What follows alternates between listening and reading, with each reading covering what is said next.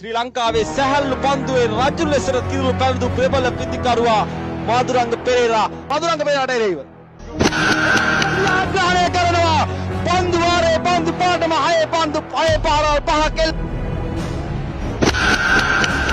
පන්දුවට පහරක් එල්ල කරමින් ලකුණු 6ක් බවට පරිවසන් තමයි. මුල් පහර නැද්ද කෙටි පිළි පැමිණි පන්දුවට පහරක් එල්ල කරනවා අනිසක මුල්ටෝස් පන්දුවට ලකුණු 6ක් ලබා ගන්නවා. මුල්ටෝස් පන්දුවට පහරක් එල්ල කරනවා. තවත් එක් 6 පහරක් බව සිලෝන් රෙමිටන්ස් ආයතනයේ සමග සමාජිකත්වය ලබා ගන්න ඕනෑම අසිකරවි. මුල්ටෝස් පන්දුවක් දුරංග පෙරේරා වෙන්නේ පිටි අතර වාරයේදී ප්‍රේපල බෙබහාරාත්මක පිටිකරුවා තමාගේ සුළු පස් කරමි.